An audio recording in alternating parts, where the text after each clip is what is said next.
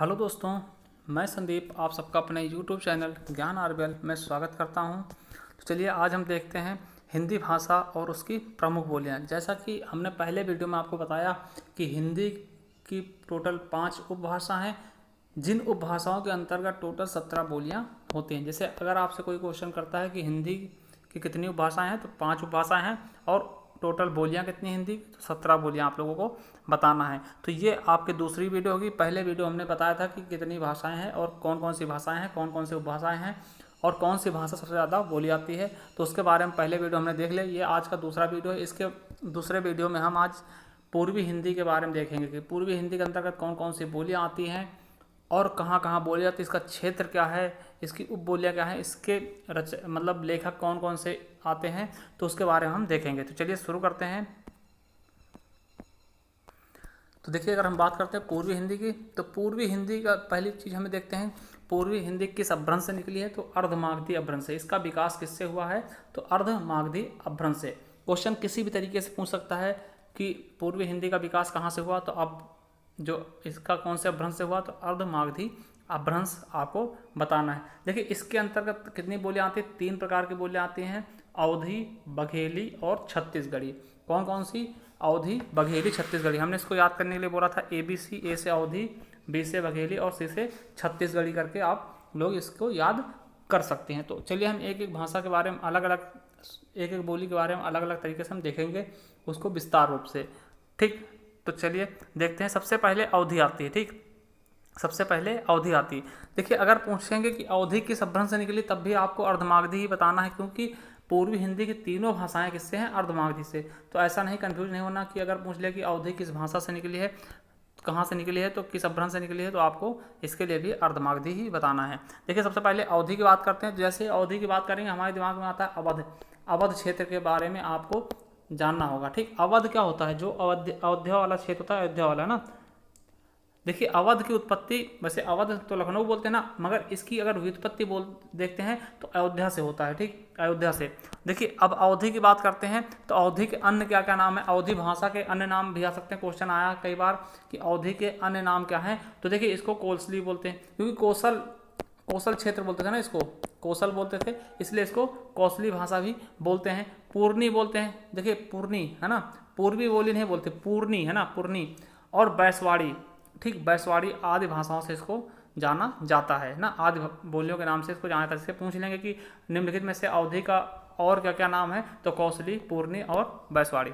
ठीक, अब देखिए उपबोलियाँ, इसके अंतर्गत उपबोलियाँ भी आती हैं। यहाँ से क्वेश्चन पूछने लगे हैं, क्योंकि देखिए यहाँ से सबको पता होता है, तो आप इसकी उपबोलियाँ पूछने लगे हैं। तो इसकी उपबोलियाँ क्या क्या हैं, अवधी की मिर्जापुरी, जो कि मिर्जापुर क्षेत्र में बोली जाती है। बनौधी, देखिए बनौधी ये पश्चिमी जौनपुर में बोली जाती है, बनौधी। ठीक, उसके अलावा बैसवाड़ी।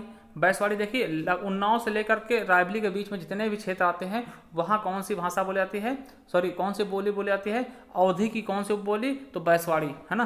बैसवाड़ी क्या है, अवधी की उपबोली है, और इसे बैसवाड़ी के नाम से भी जानते हैं क्योंकि ये बहुत ज़्यादा प्रचलित है। ठीक, ये उन्नाव से लेकर रायबली क्षेत्र के बीच में बोली जाती है। अगला है जोलाहा, ये भी इसकी क्या है, उपबोली है। अगला है गहोरा और गंगा पारी। देखिए गंगा के आसपास बोले थे इसलिए गंगा पारी बोलते हैं। ठीक, इसका उपबोली का है गंगा पारी और जूडर। ठीक, इनकी उपबोलियां हैं, याद रखेंगे। अब देखिए बात करते हैं इसका क्षेत्र कहाँ कहाँ बोले जाते थे। इसके अंतर्गत उत्तर प्रदेश के लगभग 19 क्षेत्र, 19 जिले आते हैं। कौन कौन से याद रखेंगे, यहाँ से क्वेश्चन जरूर पूछे जाएंगे। ठीक, जैसे कि सुल्तानपुर, अमेठी, बाराबंकी, प्रतापगढ़, प्रयागराज, कौशाम्बी, फतेहपुर, रायबरेली, फैजाबाद, उन्नाव, लखनऊ, हरदोई, सीतापुर, लखीमपुर खीरी, बहराइच, श्रावस्ती, बलरामपुर, गोंडा, अंबेडकर नगर। ठीक, तो ये आपके 19 जिले हो गए हैं। आप लोग इसको देख लीजिएगा, याद कर लीजिएगा, क्योंकि यहाँ से क्वेश्चन पूछाते हैं। देखिए जैसे मेन क्या है आपका, लखनऊ। ठीक, अवध का क्षेत्र है। ठीक, तो याद रखेंगे कि देखिए ये अपने रायबली में बोली जाती है। ठीक, जहाँ से हम बिलोंग करते हैं, रायबली से। ठीक, तो और इसके अलावा बहुत ही, देखिए ये आपके विदेशों में भी बोले जाते हैं ना, मतलब ये आपके उत्तर प्रदेश के अलावा भी विदेश में, जैसे मॉरिशस हो गया, ठीक, फिजी हो गया, त्रिदिनान हो गया, सूरीनाम, नेपाल। देखिए नेपाल में बोले जाते हैं, क्योंकि देखिए जो आपने देखा होगा कि राम भक्ति पे सबसे बड़ा महाकाव्य जो लिखा गया था, रामचरितमानस, उसमें नेपाल का भी वर्णन हुआ था। ठीक, तो वहाँ भी अवधी भाषा बहुत ही फेमस है। ठीक, अगर बात करते हैं साहित्य के रूप में, तो अवधी का साहित्य के रूप में देखते हैं तो देखिए अवधी जो है सूफी कवि जो थे कुछ, उन्होंने इसको अपनाया अवधी भाषा को, और राम भक्ति काल के जो कवि थे उन्होंने इस भाषा को अपनाया। ठीक, देखिए देख लेते हैं इसके बारे में। तो देखिए अवधी का प्रथम कृति अगर बात करते हैं पहली कृति के बारे में, तो मुल्ला दाऊद द्वारा लिखी गई कौन सी, चंदायन है। अब अगर बात करते हैं अवधी का प्रथम महाकाव्य बोलते हैं, तो देखिए प्रथम महाकाव्य किसके द्वारा लिखा गया, तो जायसी द्वारा लिखा गया, कौन सा है, पद्मावत।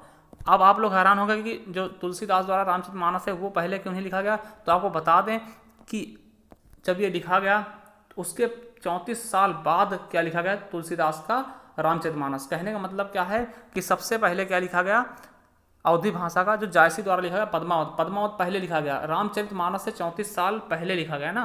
तो याद रखेंगे कि सबसे पहले क्या लिखा गया, तो पद्मावत लिखा गया, फिर उसके बाद रामचरितमानस को लिखा गया 34 साल बाद। ठीक, अब देखिए अगर पूछता है कि अवधी भाषा का सबसे प्रसिद्ध महाकाव्य तो कौन सा होगा, रामचरितमानस। ये सबसे प्रसिद्ध राम काव्य क्या है, तो रामचरितमानस है, जिसे 1931 ईस्वी में लिखा गया था। ठीक ठीक, तुलसीदास द्वारा।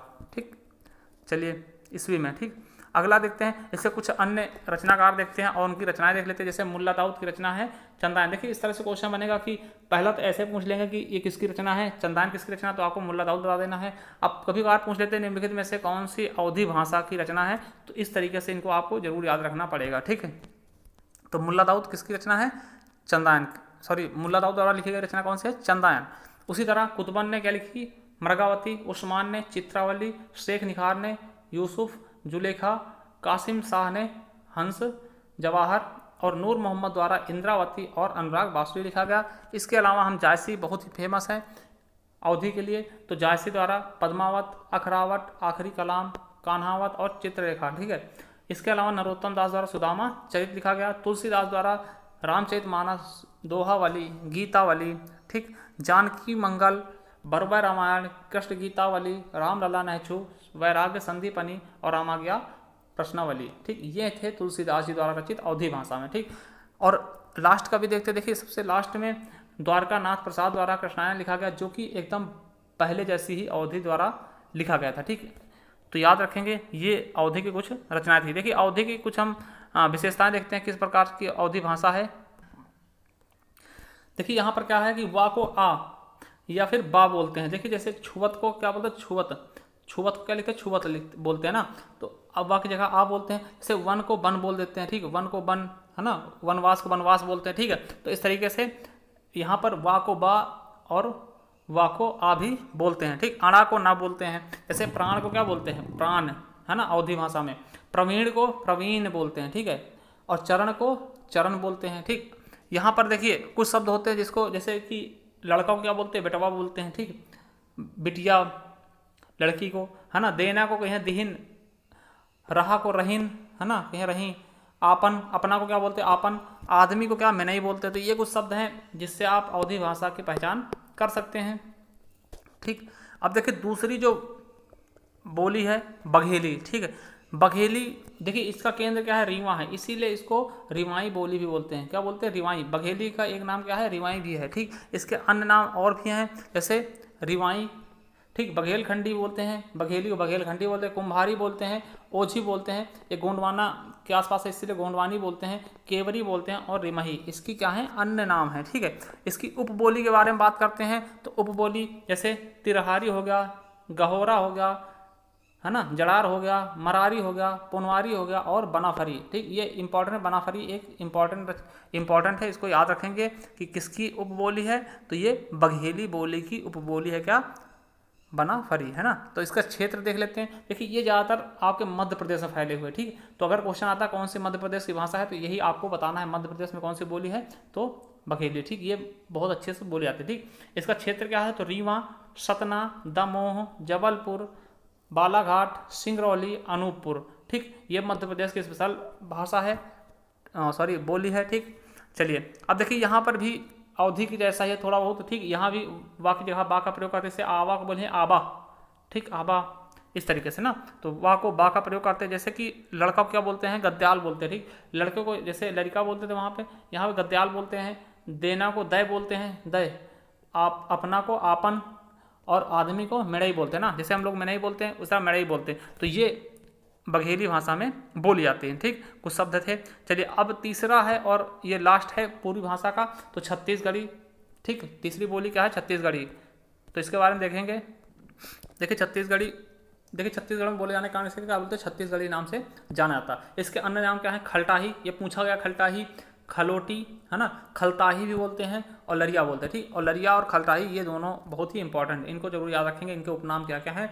लरिया और खलताही, है ना। लरिया कहाँ बोलते हैं? संभलपुर में इसको लरिया बोला था। ठीक, अब इनकी उपबोली कौन कौन सी हैं? इनकी छत्तीसगढ़ी की उपबोली देखिए, हर एक बोली की भी उपबोलियाँ हैं। ठीक है, तो देखिए छत्तीसगढ़ी, जो छत्तीसगढ़ी की हैं उपबोलियाँ हैं कौन सी है? सरगुजरिया, सरगुजिया, है ना, कलंगा, भुलिया, सतनामी, कांकेरी, देखिए कांकेर बोली थी कांकेरी, बिलासपुरी बोले जाते हैं बिलासपुरी, है ना, हबली बस्तर में, और बिजवाली। ठीक, ये इनकी क्या हैं? उपबोलियाँ हैं। ठीक, याद रखेंगे उपबोलियाँ खास करके ये वाली।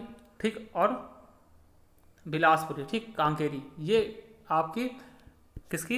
इनकी उपबोलियाँ हैं। ठीक, अगला क्षेत्र देखते हैं इनके। देखिए कहाँ कहाँ बोले थे? तो रायपुर, ठीक, बिलासपुर, सरगुजा, कौरिया, रायगढ़, खैरागढ़, दुर्ग, नंदगांव, कांकेर और बस्तर जिले में बोली जाती हैं। ठीक, इसकी विशेषता क्या होगी? देखिए ये संज्ञा व सर्वनाम में ए और औ की जगह क्या बोलते हैं? आई और औ का प्रयोग करते हैं। जैसे बैल को क्या बोलते हैं? बैल, कहें बैल आया, है ना।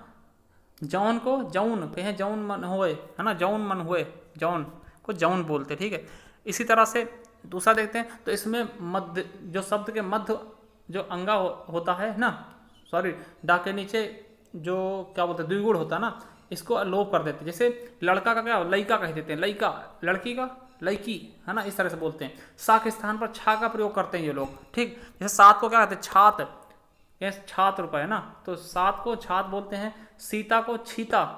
ठीक, इस तरह जैसे कुछ इसके शब्द हैं, जैसे कि लड़के को क्या बोलते हैं? छोकरा। ठीक, लड़के को छोकरा, देना को दिहिस, रहे का रहीस, और कौन को कौनो, है ना, कोनो। इस तरह से इसका इनके शब्द हैं। तो ये आज आपकी पूर्वी बोली के बारे में हमने अच्छे से देख लिया है। इसके बाद हम, पूर्वी हिंदी हो गई ये, अब इसके बाद अगले वीडियो में हम पश्चिमी हिंदी के बारे में बात करेंगे, जिसमें कि आपके जो भी बोलियाँ आएंगे उनके बारे में अच्छे से डिफाइन करेंगे। वो हमारी तीसरी वीडियो होगी। तो चलिए, अगर आप नए हैं तो हमारे चैनल को सब्सक्राइब कर लें और बेल आइकन जरूर प्रेस करें, जिससे हम आने वाली वीडियो आप तक आसानी से पहुंचा सकें। ठीक, थैंक यू, धन्यवाद।